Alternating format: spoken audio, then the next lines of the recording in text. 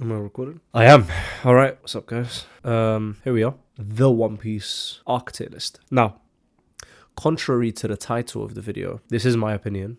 All right. If you have your opinion, it's your opinion. I'm not gonna fault you for it. I'm not gonna, none of that. Your opinion's your opinion. My opinion's my opinion. I have no correct. All right. It's all just a satire joke, all right, just to grab your attention. And it worked. I mean, look at you. You're here watching the video now, and I'm getting my views. But anyways, on to the video. This is the only correct One Piece arc tier list on the internet once this video is uploaded, all right? So anyone that says otherwise is wrong. But don't forget about the disclaimer at the start, okay?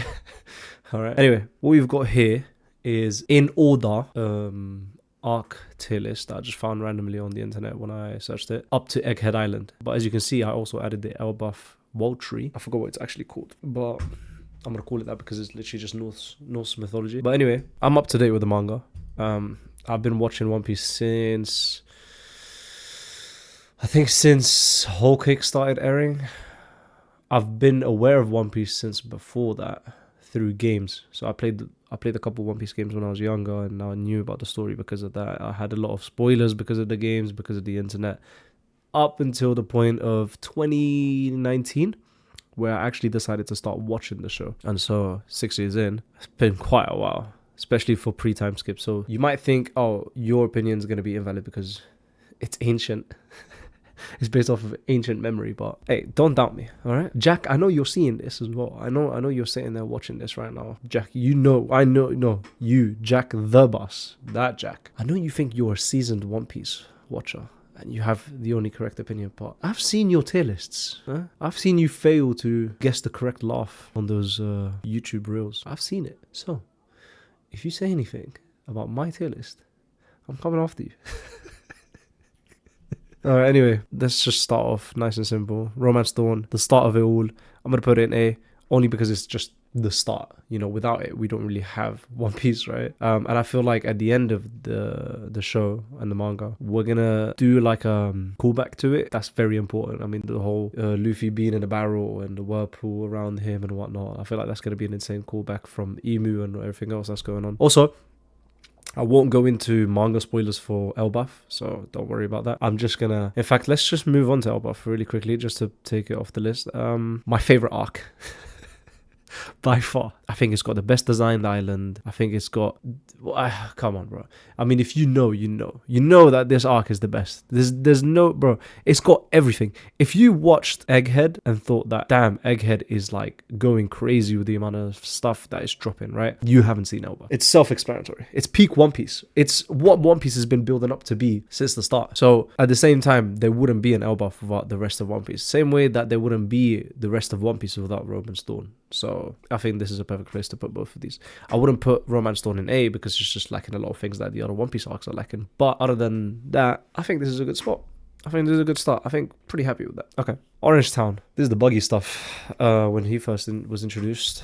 Was this not also when Zoro was introduced? Like, it was from the moment that Zoro was introduced all the way up until the end of the buggy stuff and Nami's introduction, right? So, good introduction to the characters, setup of villains and whatnot, but not much going on, right?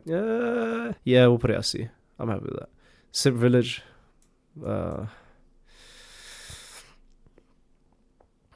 It's got one of the funniest frames in One Piece.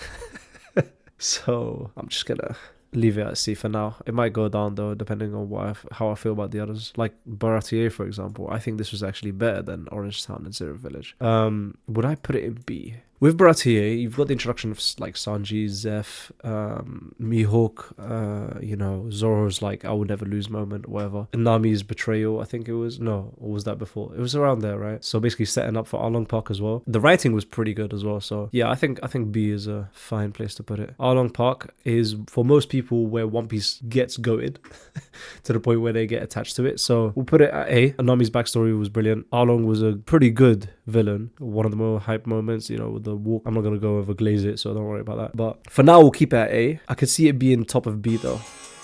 My mum's calling me. As I was saying before, my wonderful mother interrupted me. Along Park, yeah. Was that what was next? No. Yeah, it was. Yeah, a lot of people was like start of One Piece, start of when One Piece gets good and whatnot. A lot of good moments and a really good fight, in my opinion, anyway. A very nice climax with a brand new technique of Luffy's axe, Gum Gum axe. Overall, very good, but just again, one of those situations where it's pre-time skip and you compare it to later arcs and it's just like, can it really be up there? You know what I mean? Like, as good as it is, when you compare it to other mediums of One Piece, can it be really up there? So for now, we'll put it here. We're going to be shuffling around quite a lot, so prepare yourself. Logtown. Yeah. All right.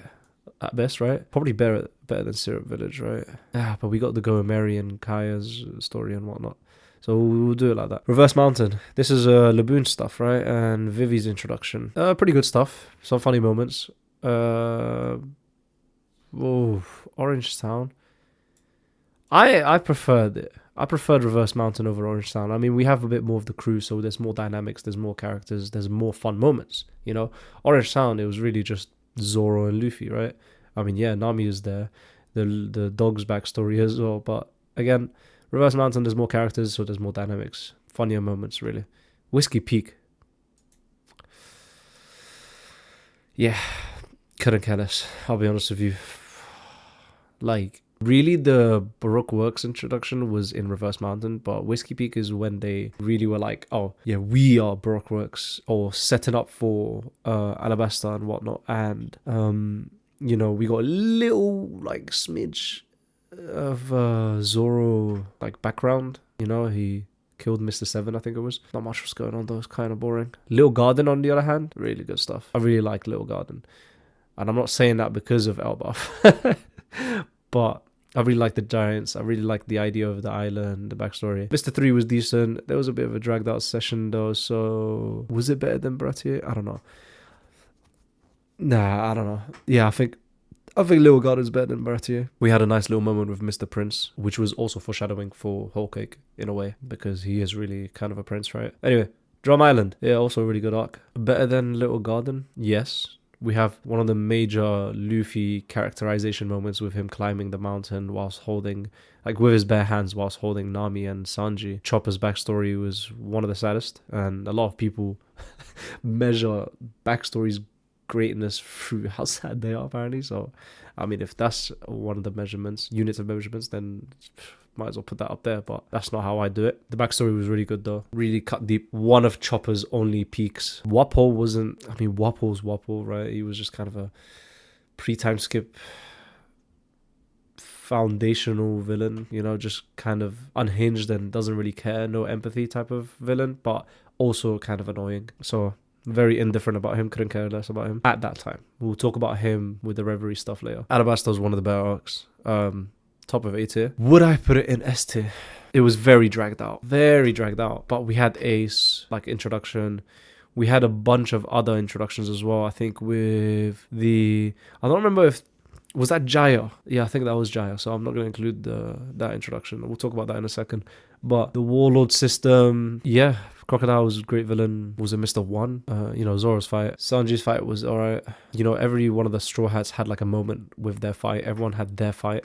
Robin was a great character. You know, the Poneglyphs introduction. Yeah, no, A tier arc. I don't know if S tier though, because it was a little bit dragged out. But for now, we'll keep it at A. Well, I'll think about it a little bit more later. Jaya is a very important arc. Very short though. Very short, concise, sweet, but important arc. It had a bunch of moments, right? It had the introduction. Now I can talk about the introduction of the warlords, like all of them. I think it was also the episode where Whitebeard and Shanks met up. What else was happening? The Gorosei, I think, was introduced during this. It was either this or Alabasta or Gorosei was introduced. So, again, heavily important stuff. But important doesn't equal good.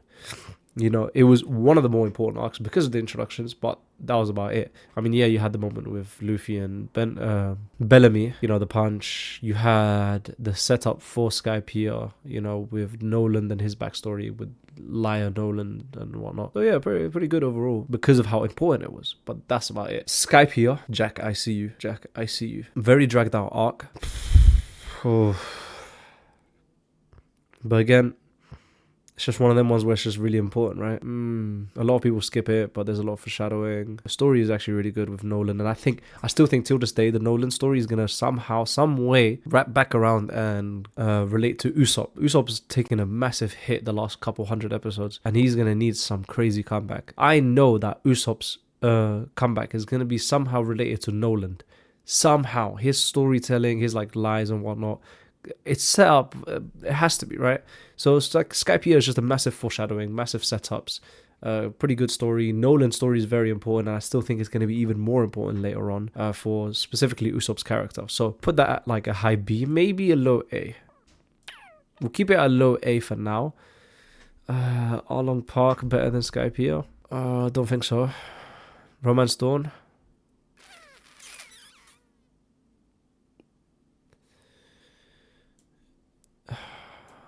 Like, again, this is just a battle of importance between these two. Like, how important of an arc they are, right? But as I've said before, important doesn't really mean good. But Skypiea does have the edge with, like, actual good characters and moments and storytelling and writing. So, yeah, we'll keep it there. A couple funny moments as well. Long Ring, Long Land. Pretty sure everyone doesn't like this arc.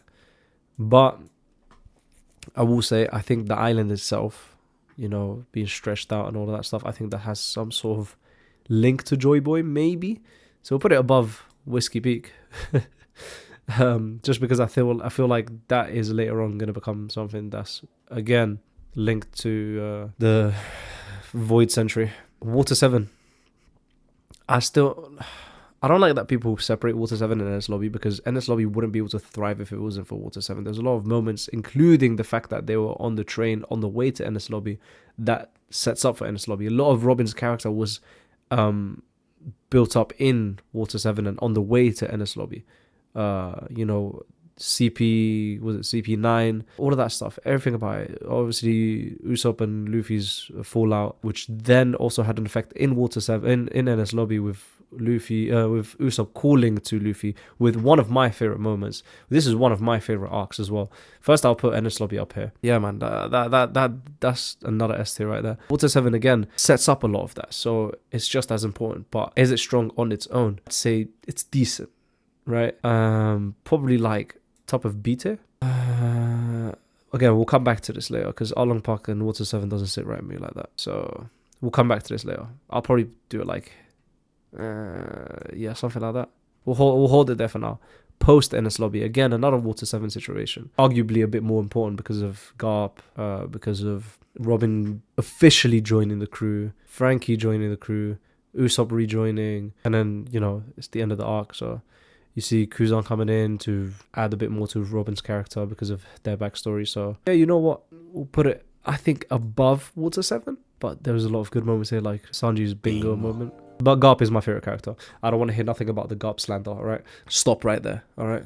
I don't want to hear nothing about Garp. Yeah, Garp's my favorite character. And I will not take any slander off of my boy, alright? I don't want to hear drums of oppression, alright? No slave jokes. Stop it. Stop. Get your hand away from that keyboard. Anyway, Thriller Bark. Again, Jack, I see you. I know you're like gritting your teeth and clenching your hands waiting for this one.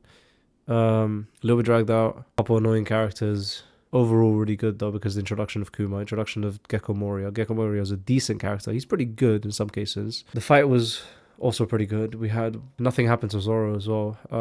You also have Brooke's backstory. Yeah, I think this deserves maybe like this. Yeah.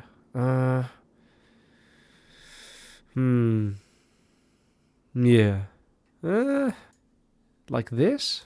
Yeah. I think I'm happy with that. Sabaody Archipelago.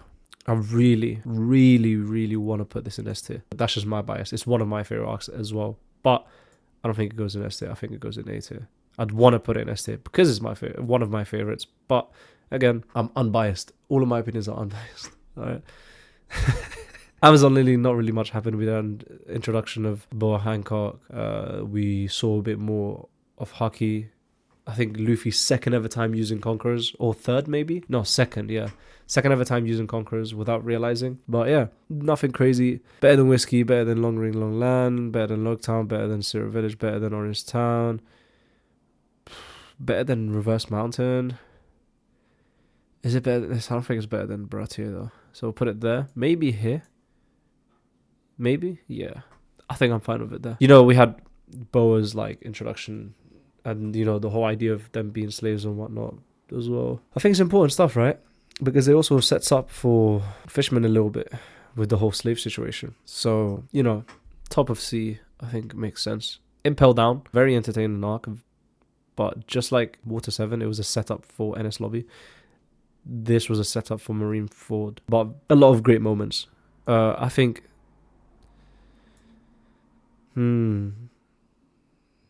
I think we'll do this.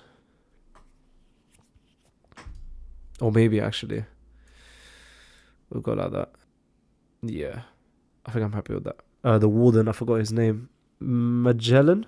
Something like that. Really cool character. One of Bunkley's greatest moments. Ivankov's introduction, Crocodile's comeback, that then actually does something later in the story, unlike a lot of animes where they do like a, oh my god, look, it's this guy and he's back and he doesn't do anything. Crocodile actually becomes a key character later on, so great comeback for him. Even Mr. One, like surprisingly, like he's actually important, right? Well, not really important, but he's present.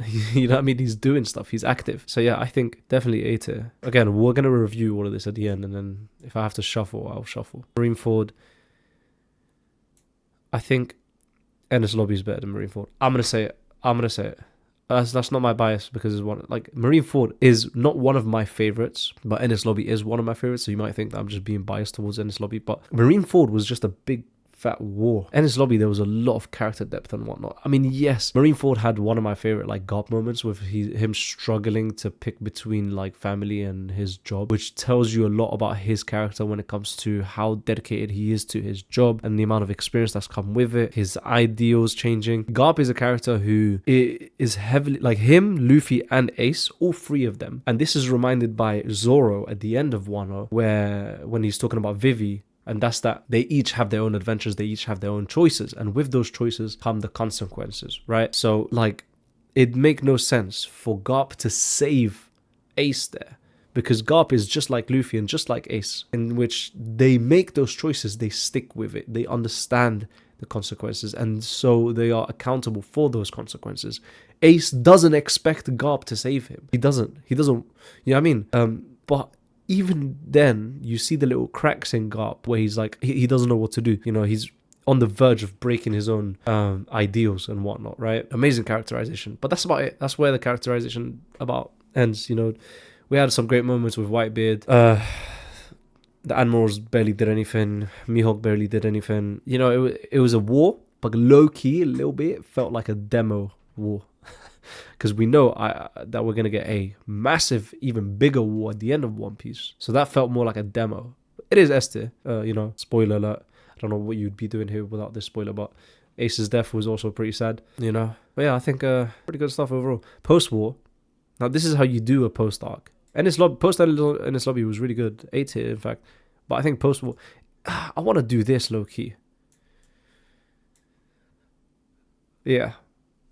Post-war was great. We get to see Luffy's character break apart, and then Jinbei help him out to, you know, re-establish his personality. Well, not really personality, but his motive. He's like, oh, reminding him of who he is, what he wants, and what life is about, what pirating is about, and what he has left, you know, with his crewmates and all that stuff. So I think really great stuff there. We see a bit more character dynamics with, you know, Boa Hancock. Rayleigh's there. You know, then we see Luffy's like grief and acceptance of Ace's death by then going to Marineford, respecting Ace, and also, you know, essentially a funeral, but at the same time, whilst also setting up for the return for Sabaody by, you know, having that writing on his shoulder for the rest of the crew to catch up as well. Which, moving on to the rest of the crew, we also see their dynamic with each of their locations that reflect their character. You know, especially with the Robin and Bridge stuff, you know, then with the Revolutionary Army and how she gets involved with them. Frankie in Vegapunk's, like in one of Vegapunk's labs, like it's great stuff, right? 1, 2, right, left. Ow! Good smell. Flavor. So I think that deserves A tier, but maybe at the bottom. Return to Sabaody. Pretty bland stuff. Everyone just gets together and gets ready for Fishman Island. That's it. You know, it's a a little bit of a parallel to Sabaody. You know, it's a two, like, before and after. But I think Egghead mentions that a little bit better. I don't know. You know, we see like a little hint of everyone getting stronger. You know, the designs. Frankie's worst possible. I despise Frankie's design, man. And then we see the start of Chopper's butcher. Right, him getting completely decharacterized, right, uncharacterized. I don't know. Return to Sabaody was just alright at best, right? But even then, I don't even think it was alright. I think it was. I'd put it like maybe here. Logtown and Return to Sabaody are kind of similar, but just really short. Maybe even there, to be honest. Yeah. Like, as much as I loved Sabaody, Return to Sabaody was just, you know what I mean? Just alright. Fishman Island was just a mid arc. It wasn't bad. It wasn't good. Mid, right? I mean, there was a lot of good moments, you know. And I think the concept of the arc was amazing, but the execution was just a little lackluster, especially with that creep. I forgot his name. The one who targeted Shirahoshi the whole time and wanted to marry her, the widow. Yeah, he was just a terrible a terrible character, terrible villain. Like, Hody Jones was alright. He was an entertaining villain, but not really much going on for him there. There's more character. If in fact, Fishman Island gave more character depth to Arlong than it did to Hody Jones, the main villain. So yeah, I don't know. On top of that, though, Joy Boy first mentioned Noah's Ark, which I think is going to be one of the most important things in the show. We also have the that Shark Lady's prediction that Luffy's going to burn down Fishman Island, which I think is actually going to take a huge role later on as well. So in quite a bit of importance, but overall kind of lackluster. I'd put it like maybe there, a little bit higher maybe, just because the lore is actually that heavy. Do you know what I mean? Punk Hazard, a little bit dragged out with the whole smiley stuff. But everything else was really cool. One of Law's best moments as well. The start of the Law and Luffy alliance for Kaido, a setup for Dressrosa. We saw what Kuzan's up to as well after the situation with Akainu. So a lot of good stuff, a lot of good information. You know, the experiments that Caesar was doing for the like giantification for the children was very messed up, and I like that because it's really dark, so it touches like upon really crazy or really sensitive ideas. So yeah, no, I think Punk Hazard was actually pretty good. So we'll start from B. Better than Baratier, Little Garden, Drama Island, Jaya, Arlong Park, Water 7, Fishman Island. Yeah. Thriller Bark had, in my opinion, who I think was Emu, literally at the end of the arc, you know, who is stated to be one of the like a Florian triangle monster, but obviously that's for sure Emu, which would be our first appearance of Emu, which is nuts, right? Thinking back anyway. So I think Thriller Bark just stays above Punk Hazard. Dressrosa, countless flashbacks, very dragged out, a lot of just annoying characters. You know, the Doflamingo, the Don Quixote family it had its misses, right? There's a bunch of characters in that family that I just did not care about. Nothing. I just didn't care for them. The Colosseum was pretty good. Cairo was a really good character. Kiros, I should say, was a really good character. A lot of cool moments. The fights were crazy. The Luffy versus the Flamingo fight was also crazy, but it was so dragged out. Like, I get that the Luffy versus the main character of the arc is always going to be at the end of the arc, but when it's an arc this dragged out, it just feels like you're just sitting there waiting for it to happen when it's always this close to it, right? So that was one of the faults, right? We had a really nice moment of Fujitora though at the end. Luffy's like, not Luffy, Doflamingo's like cage attack as an actual like stake towards the end of the arc was amazing. I'm gonna say it right now, and I don't care who this offends, I didn't care about Bellamy. His redemption arc. I didn't care about Bellamy's redemption arc. I didn't feel nothing towards the punch that Luffy did to Bellamy again as a throwback to Jayo. I didn't care for it. It didn't like hit me, right? I didn't feel nothing for it. If anything, I felt more about Sabo, a guy that a lot of people thought he came out of nowhere. Like, that's a character that just pulled out his ass. But I cared so much about that. Like, that actually made me feel anything. And the fact that Robin recognized him because she was part of the Revolutionary Army during the time skip, I think it was great. Bellamy, I couldn't care less, right? So it's a 50-50 arc that, like, I feel really good about it and I feel really bad about it. So I think top of B tier It's the only place that makes sense for this arc, right? Zou. Zou was great. Well, Zou had great moments. Good thing that it was a bit shorter. And I'm going to go on a limb and say it should have been shorter than it was. Right? But Zou, the actual elephant Zou, you know, again, hinting at the Void Sentry, the introduction of one of Kaido's henchmen, Jack, the brutality and just unhinged like attack that they did to the what are they called again? What is that species called again?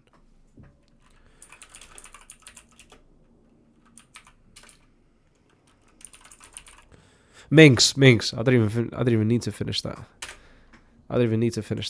Minx. Yes, the Minx were cool. You know, Raizo isn't here is one of the better moments of One Piece as well. No, sorry, not Raizo isn't here. I've completely butchered that. My bad. Sorry. Calm down. Raizo is safe. Genuinely surprised. Like, I'm pretty sure that got everyone. Like, it's kind of cliche and not stereotypical. It's kind of cliche and just like saturated. Like, oh, Raizo is safe moment. Yay. Like, it's oversaid. You know, everyone, it's default basically. But that doesn't mean you just undermine it, right? It's still an amazing moment. Like, it shocked everyone. It shocked me. I didn't see that coming whatsoever. So I think that alone deserves A. I would put it in B. Better than Dressrosa. Probably. Nah, I don't know. Dressrosa still had a bunch of good moments. Yeah, I'd probably do that. Yeah.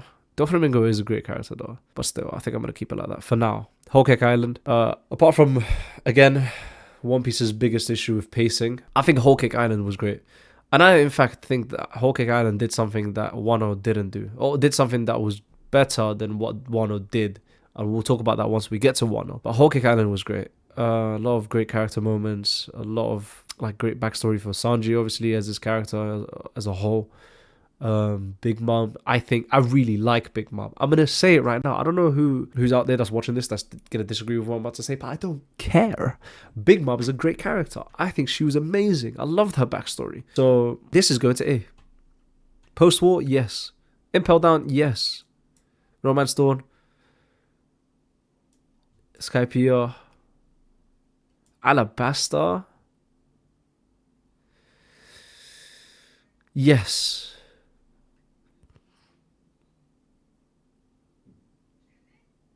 Yes, we had a hint as well of a certain character in Elbaf that I'm not going to say because no spoilers. But yeah, I think Whole Cake was great. I don't know who disagrees, right? It was dragged out. Don't get me wrong, it was dragged out, but that's just One Piece's problem as a whole, pacing. But other than that, it was great. There's nothing I didn't like about it. Sure, I couldn't care less. I'm going to say it again. Here's another thing I'm about to say. Hot take. I don't care, bro. I don't care. I didn't care about Pedro. Not enough time for me to care about him. There's not enough, yeah, very sad. You know, he was linked to Roger somehow, you know, caring about him as an idol. Roger gave him your moment, and his moment ended up being that sacrifice. It didn't do anything. It didn't even kill. Oh, bro, I just don't care about Pedro. And I don't care if you're mad about that. So, take it how you will. Reverie. S-tier arc.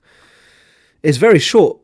So, it's like hard to compare with every other arc, right? Because it doesn't have the typical principle that One Piece arcs do, where they follow a certain blueprint. They like this happens, end of arc. Reverie was a complete flip of that, like a complete switch. Like it was like a mystery arc. It was so great. I think that's an S tier. I don't care, bro. I'll put it above Marineford. I don't care. I'm putting it above Marineford. That's staying above Marineford. I preferred Reverie over Marineford. I don't care. Yes, I said that. Wano.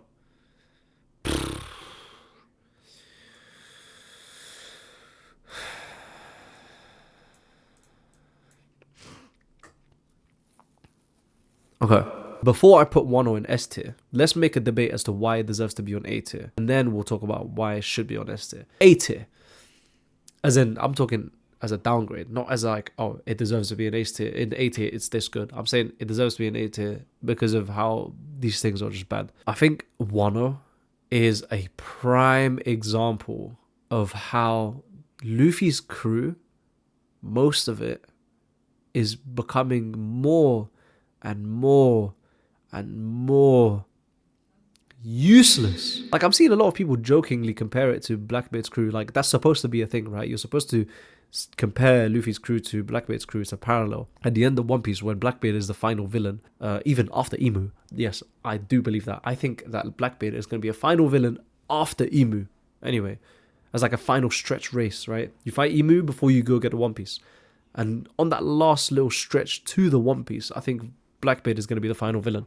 Anyway, with that established, obviously his crew is supposed to parallel Luffy's crew in terms of, Van Ogre and Usopp and whatnot. And there's a lot of jokes with Van Ogre and Usopp. Like, essentially, Giga Chad, Van Ogre, and Geeked Loser Usopp, right? But I don't even think that's a joke. I think that's just facts. Like, Blackbeard's crew is just so much better overall than Luffy's. They're so much more active. They've got more going for them. Luffy's crew, sometimes it feels like Oda doesn't know what to do with them, and he just throws them into some funky, like, categorized situations. Like the Nami Usopp. Nami used to be, pre-time skip, one of my favorite characters, and now she's just conjoined with Usopp and Chopper. Chopper, I think, is probably the worst. I don't care, bro. I don't know who says that Usopp is the worst Straw Hat member. I think Chopper's the worst. I think he's the most butchered character in the show. I don't like him. I just don't. I can't stand him whatsoever. Like, pre-time skip, he was amazing. Ennis Lobby, he had his peak. His own arc, Drum Island, great characterization. But everything after that, Sabaody and Return to Sabaody and later. I can't stand him. He's such a, like, you know how there's like yes men? He's like that, but instead of a yes man, he's like a react man. Like, him, Usopp and Nami just react to shit that's going on. That's all they do. Something crazy happens, they react to it. They're not active. Yeah, sure, in Wano, he punched, or slapped, I should say, Queen, and then, helped out with the medicine. But the way his character is used in those sense, they feel too goofy. Like, I want him to be a bit more serious and a bit more, like, experienced, right, when it comes to situations like that. With the medicine stuff, I want him to act like he's experienced. I want him to know the seriousness of this situation, but he's a bit goofy. It doesn't work. It feels too wasted. And I could say the same about the rest of the Straw Hats. They're just thrown in random. Frankie's design is hideous, and he's also just wasted. Again, just peaked in Ennis Lobby, and it makes me so mad. So when it comes to Wano, it shows that the best. Wano shows how bad the Straw Hats are the best. It's the arc that really shows that weakness. And then it's like, it feels like it's too late for them, because now it's like you either focus amazing episodes on the top 4 characters of the Straw Hats crew, or you then separate all of them. Like, it's a bit of a double-edged sword at that point. One Piece is also worst paced arcs, right? What is it, like 190 episodes? So slow, so dragged out. So many moments that just I didn't care about. The Big Mom stuff, like, they should have just made that quick, in my opinion. Her losing her memory, going into Udon, and then I don't know if I cared about that. Oda could have gone about that any other different way, and it would have been better, because that was just so dragged out. Didn't really care for it. When it comes to Big Mom, before the actual major fights in the Onigashima raid, her versus Kaido, like, her going to Kaido, she should have gone to Kaido without any issues. Like, sure, after King kicked their ship off, they should have been fine. Like, the crew should have been able to be experienced enough to know how to deal with a situation like that and not lose Big Mom. Grab her, sort out the situation, then make their way, and then King kicking her off should have been the proc that then caused her to want to fight Kaido. That's it. I don't care about her going to Udon. I don't care about her losing her memories. Like, that was just long, right? Yeah, sure, it had an effect in the actual raid itself when she wanted to help the little girl, when Nami was with her. But again, that just could have been written any other way. Didn't care for it. The Toby Roppo were probably the most boring characters in that entire arc. They didn't care about any of them. They didn't care about who's who. Like, who's only important part is the fact that he was the one that Jinbei fought, and that he was related to Luffy's fruit, like how Shanks got it, like why Shanks got it, and all that stuff. That's it. Nothing else mattered. I didn't care about that entire sequence. Robin had a good moment, but again, they're just useless characters. Toby Roppo and all that stuff. Like, the highlight in terms of fights and villains of One Piece were King, Queen, Kaido, in my opinion. Everyone else didn't care. The Akazaya 9 could have been a bit better. Like, they could have had a bigger role. Them losing to Kaido, sure. But even a little bit before that, each one of them could have had like a very specific sentimental role. Like Shinobu, she's not an Akazaya Knight, she's not part of the Akazaya Knight, but she had a sentimental role. You know, she was there as a kid watching it happen, this, that, whatever. But she felt like the only one that was actually like unique, and I get that that's because she's not part of the Akazaya Nine, but even then she felt unique just because what's his name from Whitebeard's crew, he was another one. I think his name started with a Z. I don't know, I don't remember, but he was again just a little bit unique, you know, but that was about it. Kinyamon, I felt like could have had a better ending. He could have had a better like ending to that arc. You know, he had a nice moment with Luffy when he found him on the rooftop, like lying down after fighting Kaido, but they didn't do as much as I thought they would have done. Dogstorm and Cat Viper, they had a nice moment, you know, fighting Jack and whatnot, but that's about it. I don't know. On the other hand, Wano's lore was amazing. Gear 5 was amazing. Kaido was an amazing villain. Don't want to hear any Kaido slander. He's an amazing villain. Wano's country is also an amazing looking place. One of the better looking ones. The fact that there's a more of Wano under the water, or underneath Wano, that's also where one of the ancient weapons is. Like the lore behind all of that, the reveal that Odin's dad is still alive, all of that stuff. It's all great. The storytelling was amazing. Momonosuke then taking over at the end, bringing his character full circle was amazing. Yamato was a great character as well. Better than Momonosuke in my opinion. So yeah, I think all of those things are why Wano's bumped up so high. But does it put it in S tier? I'll put it in S tier, but behind Marineford. So that leaves 5 arcs at S tier. And Egghead Island. Now, Egghead is like as soon as Wano ended, Oda just like, I don't know, kicked it to another gear, no pun intended, with Egghead. It was just back to back crazy moment. Lore drops. We saw every other character, like what they're doing, what they're up to. Insane amount of setups as well for the rest of the story. Amazing fights. You know, Vegapunk's finally introduced. We have more mention of we're touching more and more on the Void Century and 800 or 900 years ago. The fact that Vegapunk revealed the world is sinking, or I should say the water's rising, plays into a lot of theories that a lot of people have on how One Piece is going to end, on the old blue, on the fact that the red line, in my opinion anyway, I don't know if anyone else's theory is this as well, but the red line is the world serpent. It's the snake, Jormungandr, just fossilized and sleeping or whatever, and I feel like that's why Egghead is just an arc that like brings everything together basically as a setup for everything else, and I think that's great. So I think here's why I wanted, like, to put Egghead in S, I'd need to push Wano down.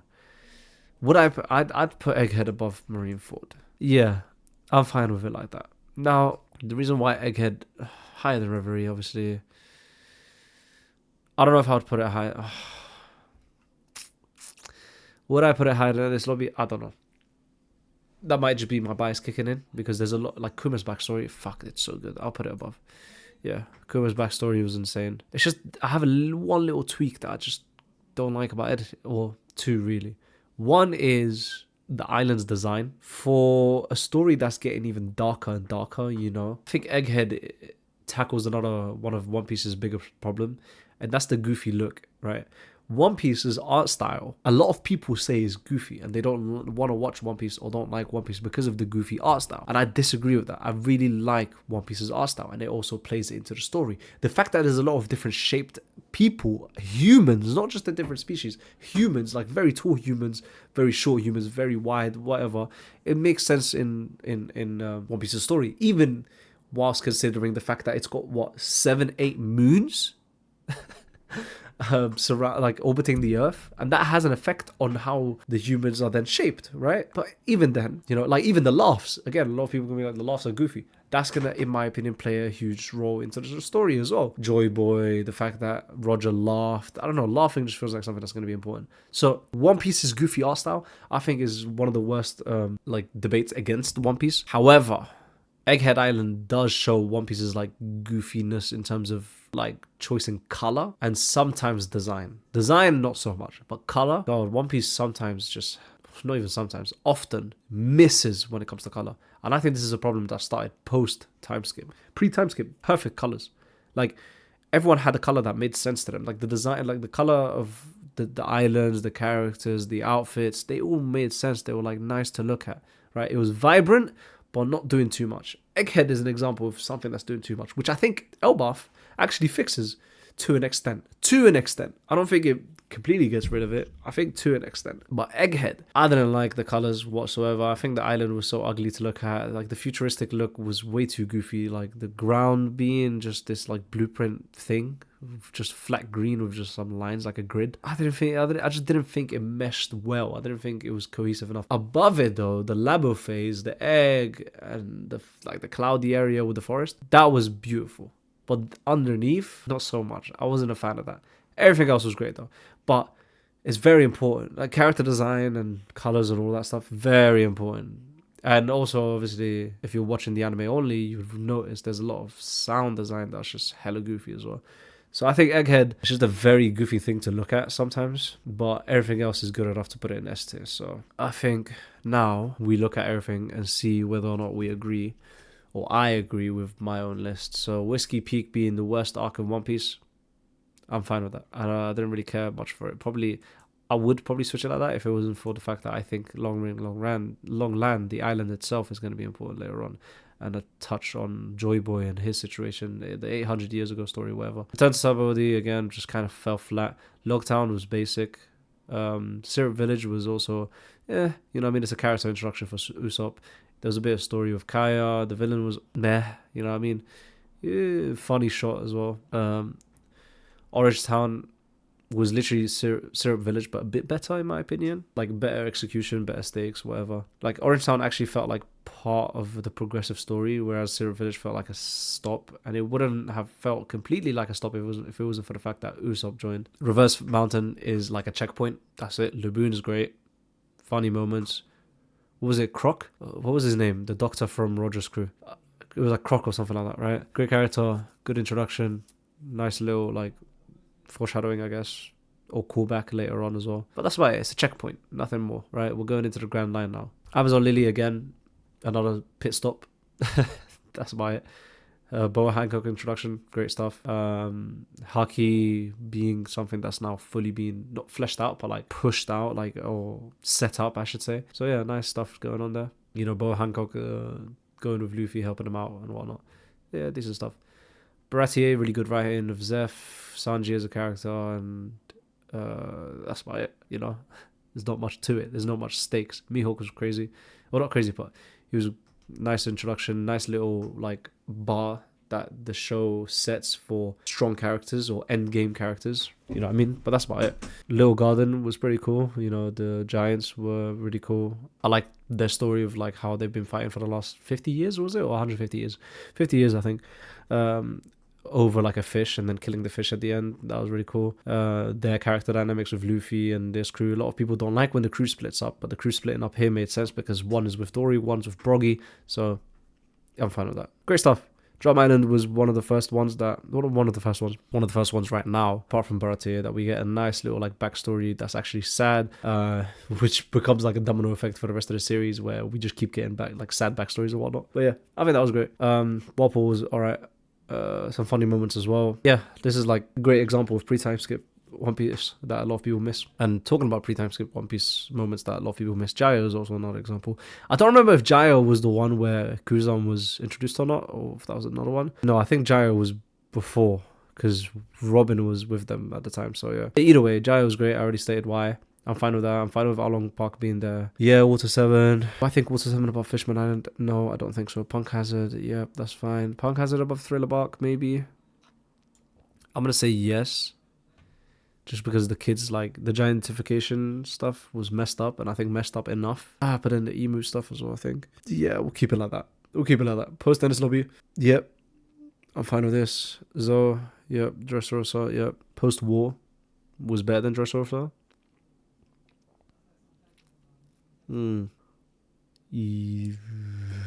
Gear 4 was introduced.